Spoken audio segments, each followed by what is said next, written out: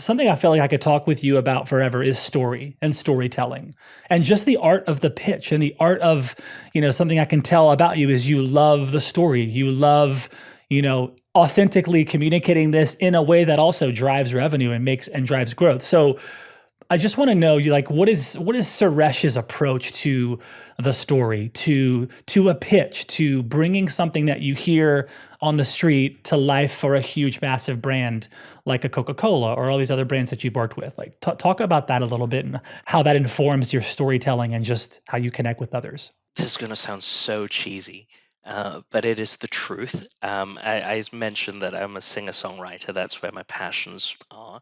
And I write my own lyrics. And in part of that, it's a big part of lyric writing to the melody is storytelling.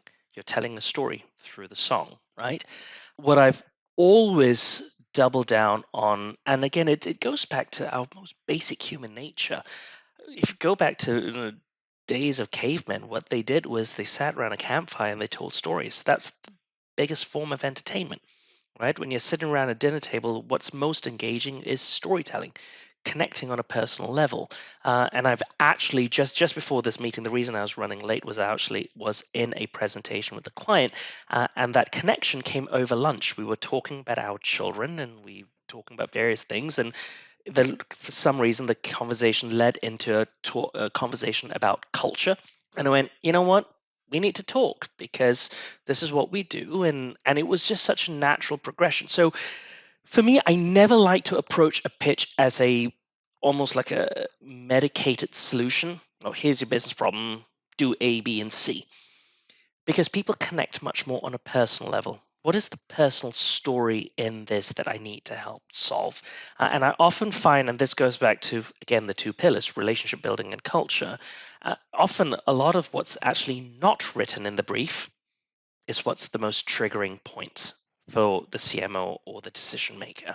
And part of the job of myself as a chief growth officer is getting to know the client and find out what's actually the unwritten part of the brief that triggers a very human approach. And every storytelling, every sort of pitch or every opportunity we have with a client is a storytelling opportunity to really connect on a human level. And I often play the client. Like, if I were the client in the room, how is this going to come across? Is there a sense of humanity that's being sort of delivered in this? At the same time, it's literally just fostering, ensuring that there's a fantastic chemistry in the team that I've pulled together, because that magic speaks for itself. Literally, that's part of the tapestry of the storytelling, right? The chemistry of our own team in a room. Do they connect? Do they all believe in the same thing? Do they come across as believable in that way? But just amazing group of people who are together, and clients fall into that. Like, they really fall for people that think, you know what, I can really work with these people. And often, as we all know, number one decision in a lot of pitches is chemistry. I like the people. And I will never forget this. One of my former clients, who's now a good friend, used to lead global comms, in fact, for Nissan, and went on to Jaguar Land Rover. And I remember after we won the pitch for Nissan back in the UK, and this is in the early 2000s, I asked for feedback, right? And I don't just want to know feedback when we lose. I want to know feedback when we win. Like, why did we win? What is it that stood out? Because you met 3-4 agencies. Like, what is it that stood out? And she was very honest with me. And she goes, you know what, to be honest, you had the third best idea. You didn't have the best idea. You had the Wow. third best idea. Wow. And then, but with every agency they met, they did one thing. And there was about 7 people on the client side. Literally, they said, well, if everything goes wrong, who of each group of people that we had seen would we still go down to the pub and have a drink with and work things out?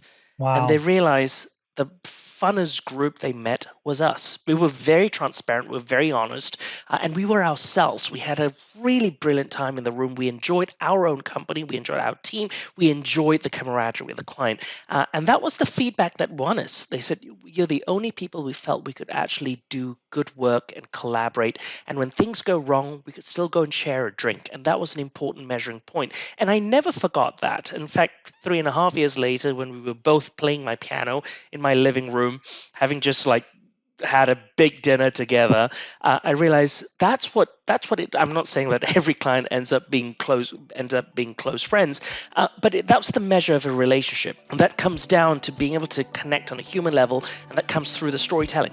I think that's the element that I think is important within storytelling. Hey everyone, thanks for watching. This segment is brought to you by Salesforce. Salesforce brings marketing and engagement together.